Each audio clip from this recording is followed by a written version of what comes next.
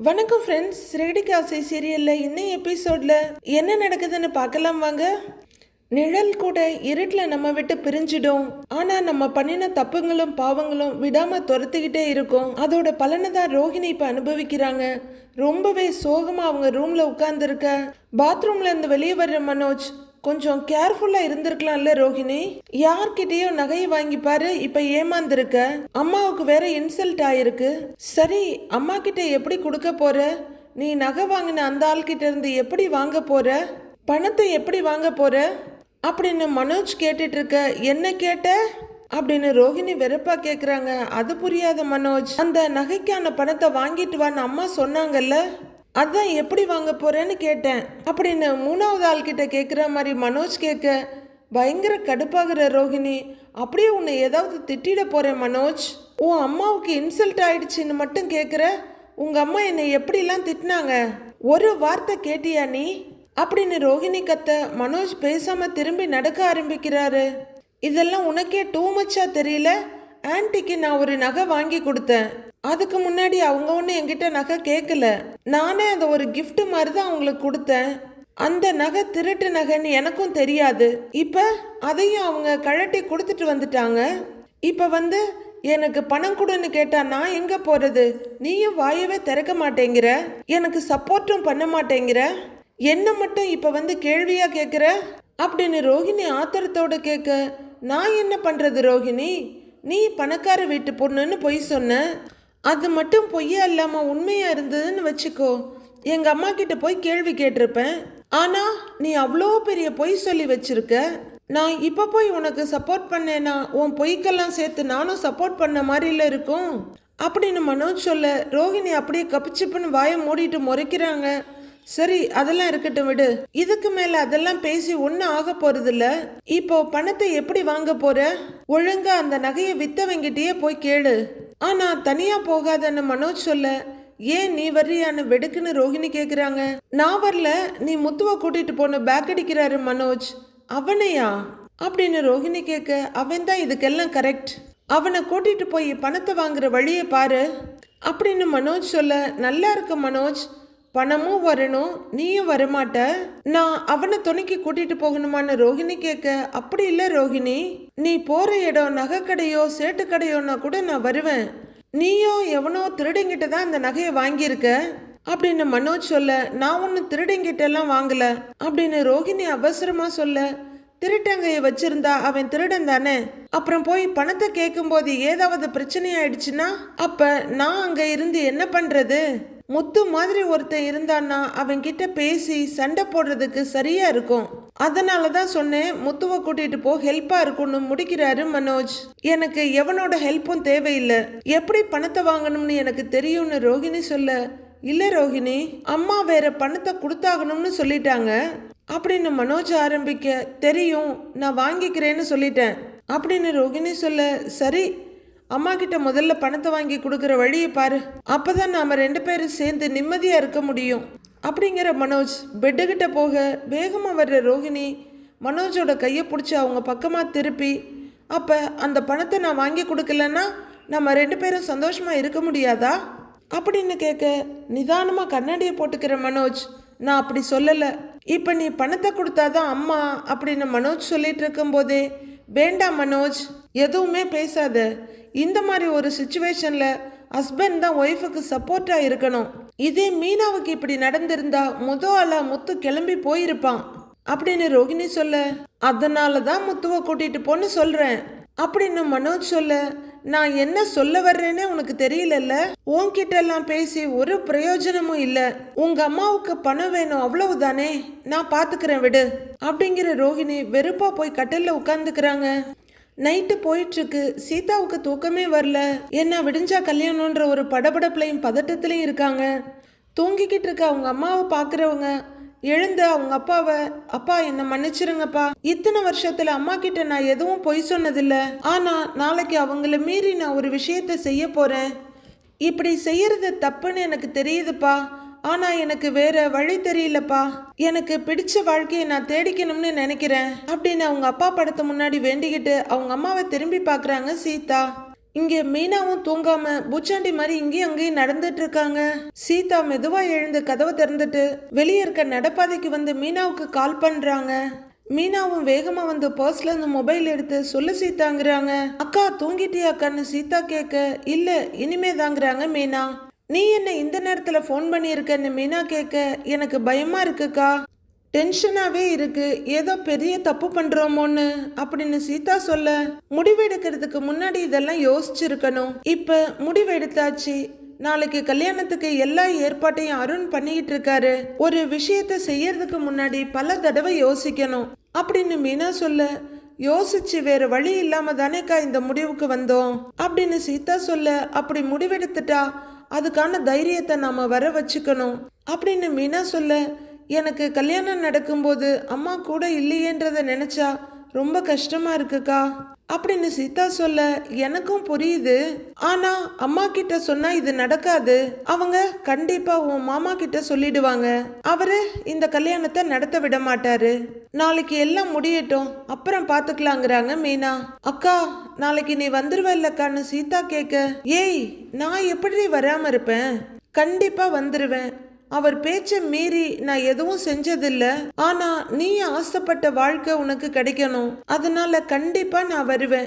இப்படி யாரும் இல்லாம கல்யாணம் நடக்குதேன்னு நீ வருத்தப்படாத. ஒரு நாள் எல்லாரையும் கூப்பிட்டு நிச்சயமா உன் கல்யாணத்தை நடத்துவோம். என் புருஷனே அதை செய்வார்னு எனக்கு நம்பிக்கை இருக்கு சீதா. இருந்தாலும் அவரு மாப்பிள்ளை தேடிக்கிட்டே இருக்காரு. அவரோட அவசரத்தால உன் வாழ்க்கை கெட்டு போயிடக்கூடாது. அதனாலதான் நான் இதுக்கு சம்மதிச்சேன்னு மீனா சொல்ல, அக்கா இந்த மாதிரி நேரத்துல நீ என் கூட இருக்கிறது தான்க்கா எனக்கு இன்னும் கொஞ்சம் தைரியமா இருக்கு அப்படின்னு சீதா சொல்ல, நீ எதை பத்தியும் யோசிக்காத, எல்லாம் ஒரு நாள் சுமூகமா முடியும். காலையில சீக்கிரமா எழுந்திருக்கணும்ல, போய் படுத்து தூங்கு அப்படின்னு மீனா சொல்ல, சரிக்கா அப்படின்னு சீதா போனை வைக்க மீனாவும் போனை வச்சிடுறாங்க. அங்க சீதா வீட்டுக்குள்ள போக இங்க முத்துவும் மீனான்னு கூப்பிட்டுக்கிட்டு அவங்க வீட்டுக்குள்ள வர்றாரு. வாங்க, ஏன் இவ்வளவு நேரம்னு மீனா கேட்க, அது சவாரி வந்துச்சு அதனால லேட் ஆயிடுச்சுங்கிறாரு முத்து. சரி வாங்க சாப்பிடலான்னு மீனா சொல்ல, இல்ல லேட்டானதுனால நான் கடையிலேயே 3 பரோட்டா சாப்பிட்டுட்டேன் அப்படின்னு முத்து சொல்ல, இந்த நேரத்துல எதுக்கு அதெல்லாம் சாப்பிட்றீங்க அப்படின்னு மீனா கேட்க, ரொம்ப நாள் ஆச்சா சாப்பிடணும்னு தோணுச்சு அதான் சாப்பிட்டேன், எனக்கு கொஞ்சம் சுடுதண்ணி மட்டும் தரியான்னு முத்து கேட்குறாரு. சரி எடுத்துட்டு வரேன்னு மீனா கிச்சனுக்கு போறாங்க. மீனா தண்ணியை கொண்டு வந்து கொடுக்க, நீ சாப்பிட்டியா மீனான்னு முத்து கேட்குறாரு. நீங்க வர லேட் ஆயிடுச்சேன்னு தான் சாப்பிட்டேன் அப்படின்னு மீனா சொல்ல, நல்ல வேலை, எங்க எனக்காக சாப்பிடாம வெயிட் பண்ணிட்டே இருப்பியோன்னு நினைச்சேன். பசிச்சா சாப்பிடணும் மீனா, நம்ம வயிறை தான் நாம முதல்ல பாத்துக்கணும், புரியுதான்னு கேட்டுட்டு தண்ணியை குடிக்கிறாரு. எனக்கு நாளை காலையில ஒரு வேலை இருக்கு, சீக்கிரமா தூங்கணும், நான் தூங்குறேன், நீ படுக்கலையான்னு முத்து கேட்க, நீங்க படுங்க, எனக்கு கிச்சன்ல கொஞ்சம் வேலை இருக்கு, முடிச்சிட்டு வரேன்னு மீனா சொல்ல, சரின்னு படுத்துடுறாரு முத்து. முத்து படுத்து தூங்கிட அங்க உட்கார்ந்துருக்க மீனா, என்னை மன்னிச்சிடுங்க, முதல் தடவை உங்க பேச்சை மீறி உங்களுக்கு பிடிக்காத ஒரு விஷயத்த செய்ய போறேன். எங்க அப்பா உயிரோடு இருந்திருந்தா சீதா ஆசைப்பட்ட வாழ்க்கையை அவர் அமைச்சு கொடுத்திருப்பாருன்னு அவ நினைக்கிறா. அந்த எண்ணத்தோடவே அவ காலம் பூரா பிடிக்காத ஒரு ஆள் கூட வாழ்ந்தா அவ வாழ்க்கையே போயிடுங்க. நான் இத பண்றது சீதாவுக்காக தான், நிச்சயம் நீங்க இதை புரிஞ்சுக்குவீங்கன்னு நம்புறேன் அப்படின்னு மீனா மனசுக்குள்ள சொல்லிக்கிட்டே முத்துவை பாக்குறாங்க. மறுநாள் பொழுது விடியுது. அருண் கால் பண்ண அதை எடுத்து சொல்லுங்கிறாங்க சீதா. கிளம்பிட்டியான்னு அவரு கேட்க, கிளம்பிட்டே இருக்கேன், நீங்க என்ன கேக்குறாங்க, நான் வந்துகிட்டே இருக்கேன், நீ கரெக்ட் டைமுக்கு வந்துட்டு உங்க அக்கா வந்துருவாங்கல்லன்னு கேக்குறாரு அருண். வந்துருவா, நைட்டு கூட பேசினேன், கண்டிப்பா வந்துடுறேன்னு சொன்னா அப்படின்னு சீதா சொல்ல, ரெஜிஸ்டர் ஆபீஸ்ல ஃபர்ஸ்ட் டைம் நமக்கு தான் வாங்கியிருக்கேன், சீக்கிரமா வந்துரு, நான் வைக்கிறேன் சரியா அப்படின்னு அருண் சொல்ல, படபடப்பா சரின்னு போனை வைக்கிறாங்க சீதா. அவசரமா கிச்சனை எட்டி பார்த்துட்டு, அம்மா நான் கிளம்புறேம்மான்னு சொல்ல, ஏய் இரு, இந்தா டிஃபன் சாப்பிடு அப்படின்னு ஒரு பிளேட்டை கொண்டு வந்து கொடுத்துட்டு, இரு தண்ணி எடுத்துட்டு வரேன்னு போறாங்க உங்க அம்மா. அம்மா இல்லம்மா வேண்டாம்மா எனக்கு பசிக்கல அப்படின்னு சீதா சொல்ல, என்ன பசி இல்ல, ஏற்கனவே மயக்கம் போட்டு விழுந்திருக்க, அது ஞாபகம் இருக்கா இல்லையா, சரியா சாப்பிட சொல்லி இருக்காங்கல்ல அப்படின்னு அவங்க அம்மா பிளேட்டை கையில எடுக்க, இவ்வளவு வேண்டாமா அப்படின்னு சீதா சொல்ல, முதல்ல கொஞ்சம் சாப்பிடு, அப்புறம் பசிச்சா மீதியை சாப்பிடு, இந்தா நான் வேணா ஊட்டி விடுறேன்னு இட்லியை தொட்டு சட்னியில எடுத்து கொடுக்குறாங்க அவங்க அம்மா. அவங்க அம்மா ஊட்டி விட நெகிழ்ச்சியோட அம்மாவை பார்த்துட்டு எனக்கு போதுமாங்கிறாங்க சீதா. இன்னும் கொஞ்சம் சாப்பிடுன்னு ஊட்டி விடுற அவங்க அம்மா பேசாம இன்னைக்கு நீ லீவ் போட்டிருக்கலாம். சத்யா பாஸ் பண்ணதுக்கு நம்ம மாப்பிள்ளை இன்னைக்கு வேண்டப்பட்டவங்க எல்லாருக்கும் நம்ம வீட்லயே விருந்து கொடுக்கறாரு. இன்னைக்கு பார்த்து நீ வேலைக்கு போறேன்னு அவங்க அம்மா சலிச்சுக்கிறாங்க. 2 மணி நேரம் தாமா வேலை இருக்கும், அப்புறம் நான் வந்துருவேம்மா. கண்டிப்பா நான் போய் தான் ஆகணுங்கிறாங்க சீதா. அப்படி என்ன வேலையோ தர சாப்பிடு அப்படின்னு அவங்க அம்மா ஊட்டி விட்டுக்கிட்டே மாப்பிள்ளையோட மனசு யாருக்குமே வராது. சத்யா பாஸ் பண்ணதுக்கே இவ்வளவு பண்றாரு, அப்ப உன் கல்யாணத்தை எப்படி எல்லாம் பண்ணுவாருன்னு பாரு அப்படின்னு சொல்லிக்கிட்டே அவங்க அம்மா ஊட்டி விட சீதாவுக்கு பயங்கரமா பொறை ஏறிடுது. பிளேட்டை வச்சுட்டு வேகமா ஓடி போய் தண்ணி எடுத்துட்டு வந்து குடிக்க கொடுக்குறாங்க அவங்க அம்மா. சீதாவை பார்த்து என்னடி கண்ணெல்லாம் கலங்கி இருக்குன்னு அவங்க அம்மா கேட்க, இல்லம்மா பொறை ஏறிச்சுல்ல அதுதான் அப்படின்னு சீதா சமாளிக்க, பார்த்து. ஆனா சீதா எனக்கு நம்பிக்கை இருக்குடி, நம்ம மாப்பிள்ள உனக்கு நல்ல வாழ்க்கை அமைச்சு கொடுப்பாருன்னு. உங்க அப்பா இருந்திருந்தா என்ன பண்ணுவாரோ அதையெல்லாம் மாப்பிள்ள பண்றாரு. இப்படிப்பட்ட மாப்பிள்ள நம்ம குடும்பத்துக்கு கிடைச்சது நம்ம அதிர்ஷ்டம் அப்படின்னு அவங்க அம்மா ஊட்டி விட்டுக்கிட்டே இருக்க, அம்மா போதுமா அப்படின்னு சீதா மறுக்க, இன்னும் கொஞ்சம் சாப்பிடுங்கிறாங்க அவங்க அம்மா. இல்லம்மா போதும், ஃபர்ஸ்ட் எங்களுக்கு தான் டைம் வாங்கியிருக்காரு அப்படின்னு சீதா உளறிட, என்ன டைம் யார் வாங்கியிருக்கான்னு கேக்குறாங்க அவங்க அம்மா. இல்லம்மா என் மேனேஜர் ஃபர்ஸ்ட் வந்து அக்கௌண்ட்ஸ் எல்லாம் காட்ட சொன்னாரு, நான் அதுக்கு தான் டைம் வாங்கியிருக்கேம்மா அப்படின்னு சீதா சொல்ல, சரி இந்தா அப்படின்னு ஒரு வாய் எடுக்கிறாங்க. அம்மா போதுமாண்ணா இந்த ஒரு வாய் மட்டும்ங்கிறாங்க. இல்லம்மா போதுமா அப்படிங்கிற சீதா அவங்க திரும்பி போக, அம்மா நான் கிளம்புறேம்மாங்கிறாங்க.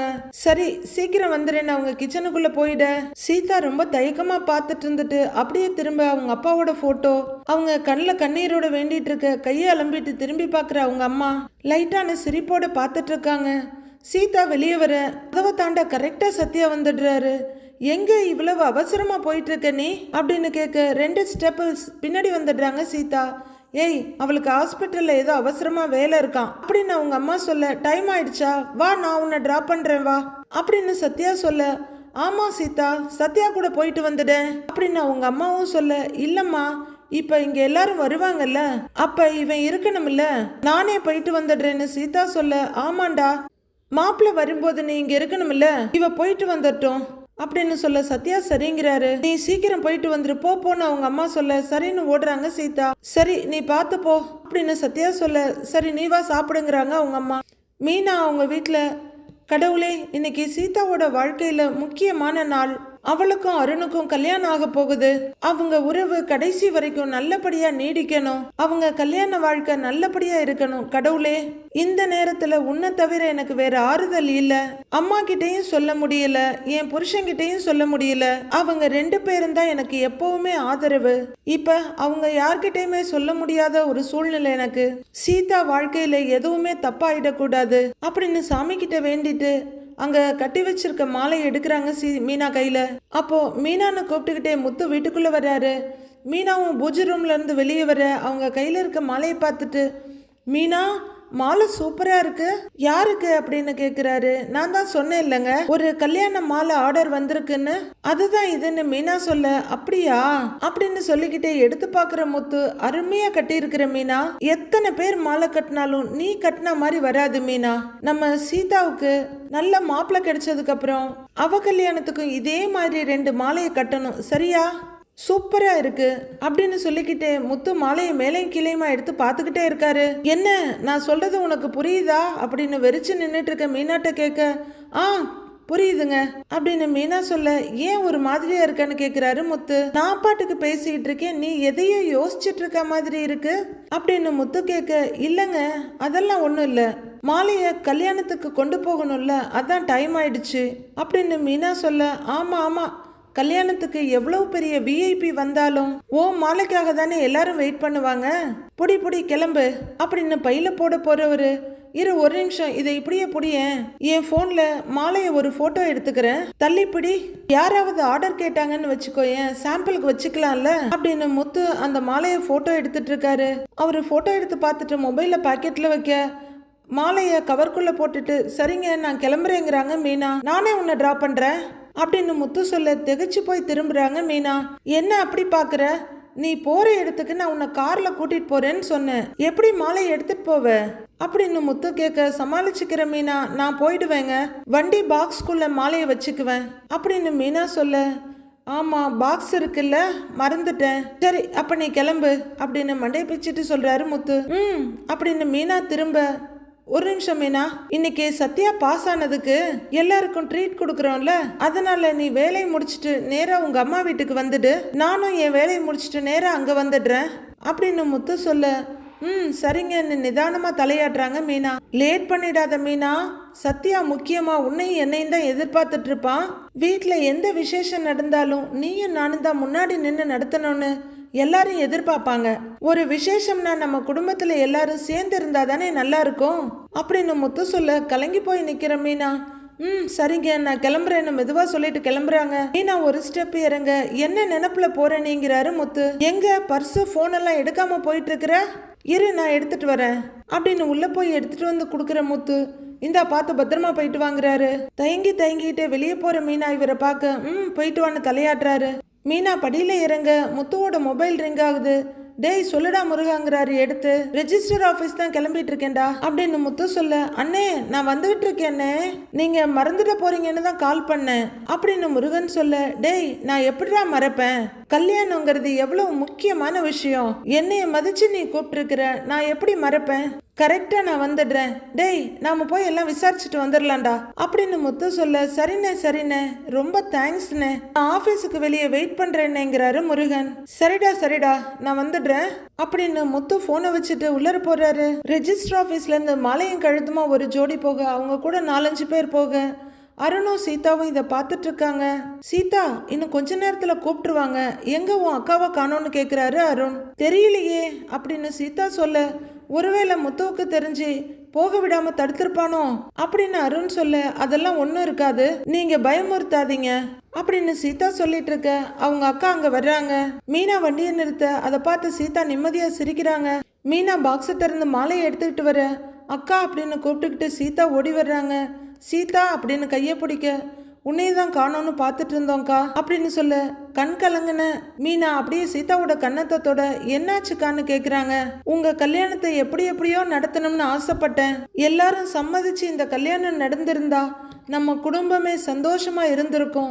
ஏன் கல்யாணத்துல கூட நம்ம யாருமே சந்தோஷமா இல்ல, நிறைய பிரச்சனை நடந்து ஏதோ நடக்கணுமேனு என் கல்யாணம் நடந்தது. இப்ப நான் சந்தோஷமா தான் இருக்கேன், இருந்தாலும் அன்னைக்கு அந்த கல்யாணம் சந்தோஷமா நடக்கல, உனக்காவது எல்லாரும் நின்னு சந்தோஷமா நடத்தி வச்சிருக்க வேண்டியது, ஆனா இப்ப யாருக்குமே தெரியாம நடக்குது, அத நினைச்சுதான் ஒரு மாதிரி இருக்கு அப்படின்னு தேம்பி அழற மீனா கண்ணை தொடச்சுக்கிட்டு, சரி பரவாயில்ல விடு, ஒரு நாள் உண்மையை சொல்லி எல்லாருக்கும் தெரியற மாதிரி உன்னை உன் புருஷன் வீட்டுக்கு அனுப்பி வைப்போம் அப்படின்னு மீனா சொல்லிட்டு இருக்க, அருணோட கோஸ்டாஃப் அருண் உள்ளர கூப்பிடுறாங்க. ஐடென்டிட்டி டீடைல்ஸ் எல்லாம் கேக்குறாங்கன்னு சொல்ல, சரி வா போலான்னு சீதாவையும் மீனாவையும் கூப்பிடுறாரு அவரு. அவங்க உள்ளர போக கரெக்டா முருகன் வந்து வண்டியை நிறுத்துறாரு. அவங்க உள்ளர போக ஒரு ஜோடி கழுத்துல மாலையோடையும் அவங்க பின்னாடி 4-5 பேரும் போறாங்க.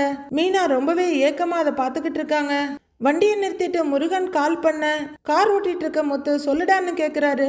அண்ணே நான் வந்துட்டேன்னு சொல்ல, டேய் நானும் வந்துட்டு இருக்கேன்டா, பக்கமா வந்துட்டேன் அப்படின்னு சொல்ல, பக்கத்துல வந்துட்டீங்களான்னு கேக்குறாரு முருகன். ஆமாண்டா அப்படின்னு முத்து சொல்ல, சரிங்கண்ணே வாங்க நான் இங்கேயே வெயிட் பண்றேன் அப்படின்னு முருகன் சொல்ல, சரிடா வை நான் வந்துடுறேன் அப்படின்னு முருகன் போனை வைக்கிறாரு. அருண் வெளியே வந்து வாங்கன்னு கூப்பிடுறாரு. வா அப்படின்னு புடவையில இருக்க சீதாவை உள்ளர கூட்டிட்டு போறாங்க மீனா. முத்து காரை கொண்டு வந்து ஆபீஸ் வாசல்ல நிறுத்த, சீதாவை கூட்டிட்டு போற மீனா திரும்பி பாக்குறாங்க. மீதி என்ன நடக்குதுன்னு நாளைக்கு பார்க்கலாம் ஃப்ரெண்ட்ஸ். நாளைய ப்ரோமோவில் மாலையை கொடுங்க அப்படின்னு ஐயர் சொல்ல, மீனா கவர்ல இருந்த மாலையை வெளியே எடுக்கிறாங்க. முத்துவும் முருகனும் பேசிக்கிட்டே உள்ளர வர்றாங்க. அருணுக்கு அவங்களோட கோஸ்டாஃப் மாலையை போட்டு விட, சீதாவுக்கு மீனா மாலையை போட்டு விடுறாங்க. அருண் கையெழுத்த போட்டுட்டு சீதா கையில பேனாவை கொடுக்க, சரியா முத்துவும் முருகனும் உள்ளர என்டர் ஆகுறாங்க. சீதாவும் முருகனும் இன்னொரு கேபின்குள்ள போக, மீனா இந்த பக்கமா வெளியே வர, அவங்க எதிரில் சரியா முத்து வந்து நிக்கிறாரு. மீனா பயந்து போய் பார்க்க, முத்து அதிர்ச்சியோட மீனாவை பார்த்துக்கிட்டு இருக்காரு. மீதி என்ன நடக்குதுன்னு நாளைக்கு பார்க்கலாம் ஃப்ரெண்ட்ஸ்.